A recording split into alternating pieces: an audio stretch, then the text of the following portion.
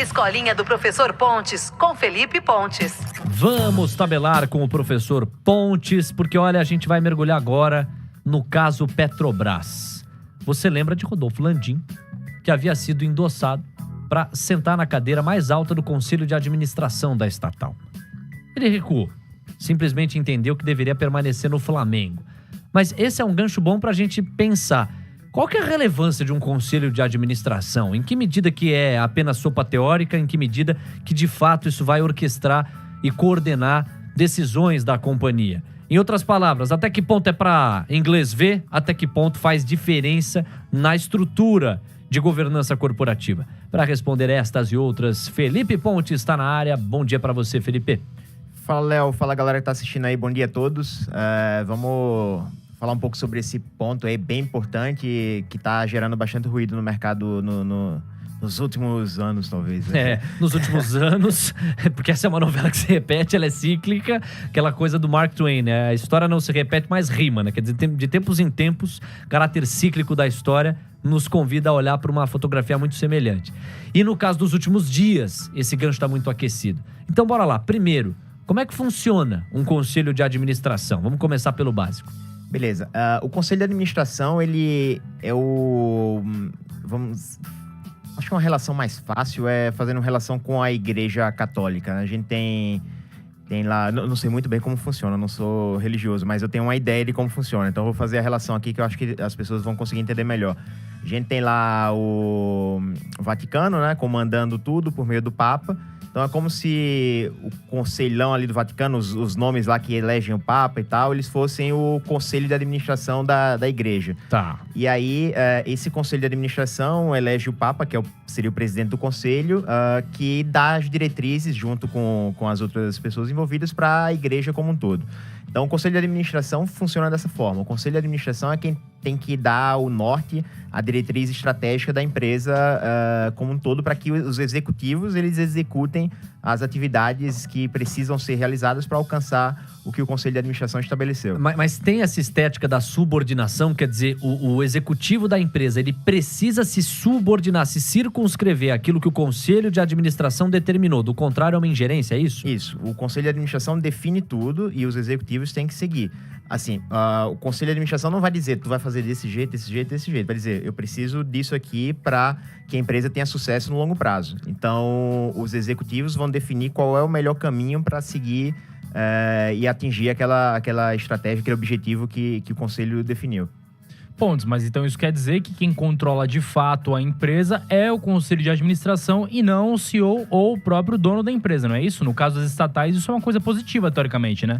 Isso, só que no final das contas isso é bom, só que a gente tem que ver bem como é que o conselho é formado, como é que ele funciona de verdade, se tem as proteções necessárias, como no caso da Petrobras, a gente vai comentar daqui a pouco, né? A Petrobras tem algumas proteções ali para evitar alguns abusos, algumas interferências. No final das contas, o conselho de administração ele tem que proteger os princípios, os valores, o objeto social da empresa, como a empresa, o que é que a empresa faz, né, para ganhar dinheiro, e o sistema de governança. E o compromisso do conselheiro de administração deve ser com a empresa. Isso não quer dizer que sempre seja.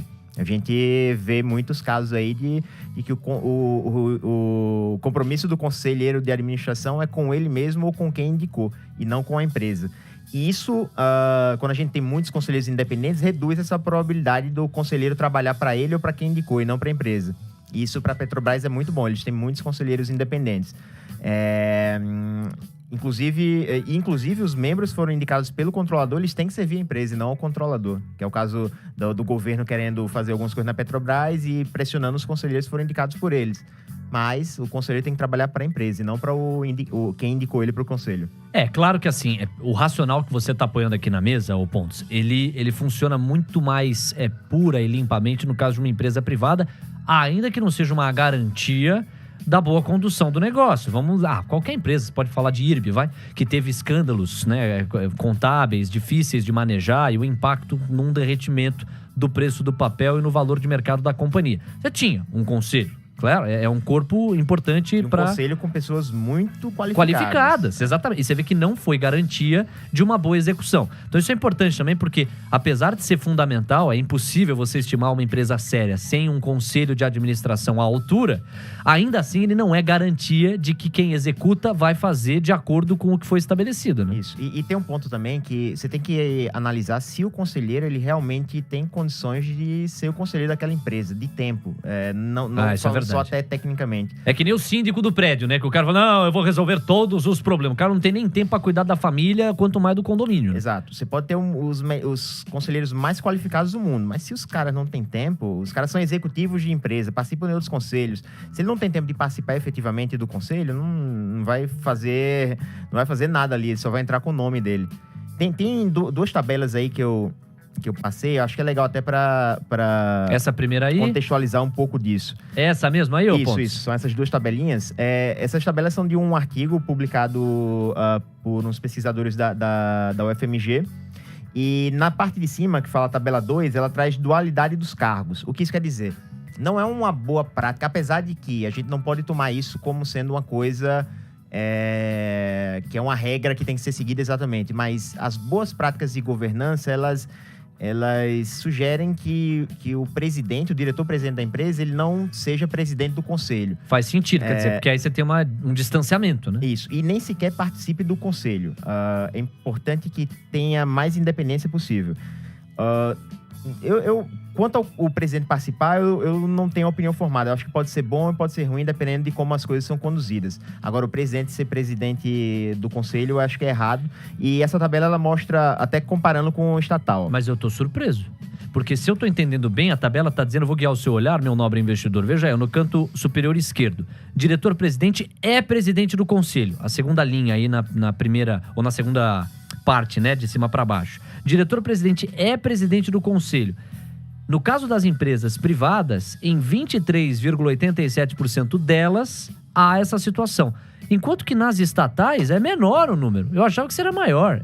A surpresa é só minha? Isso.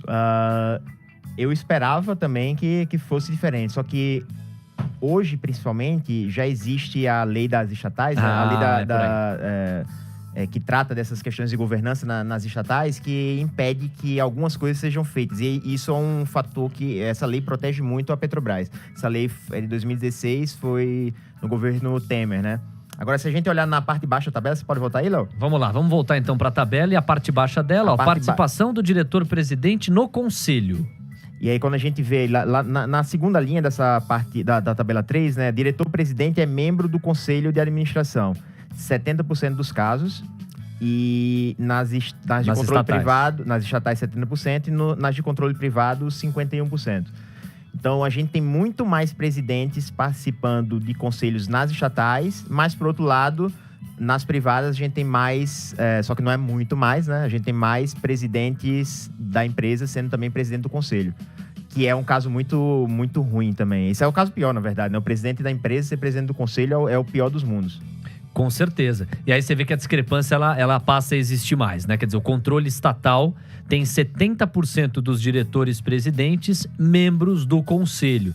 O que você não classificou como um problema em si. A grande situação problemática você encontra quando o diretor-presidente é também presidente do conselho de administração. Aí é caos total, porque a gente tem uma pessoa só com muito poder. É verdade. E aí, normalmente, o cara tá no comitê de ética, tá no comitê de auditoria, tá no comitê de não sei o quê. Então, o cara tem controle sobre tudo ali. Então, se ele tiver fazendo alguma coisa errada, ninguém vai ver, porque ele que tem acesso a tudo.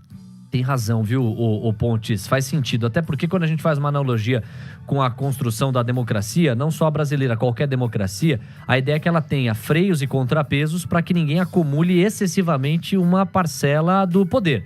É justamente para isso que os mecanismos foram pensados. Se eles entregam isso ou não na prática, cada um vai ter aqui um raciocínio, mas a teoria que vem da separação dos poderes, né, o poder executivo, legislativo, judiciário, a harmonia e independência entre eles, etc., justamente busca isso, objetiva isso, que cada poder freie ou acelere outro poder de acordo com a situação. É um pouco dessa analogia, né? Se você tem um diretor-presidente que, além de estar à frente das operações e da execução, também está à frente do conselho de administração, é um superpoder, né? Isso. O cara tem poder pra fazer qualquer coisa ali. Não dá pra segurar ele. É impossível.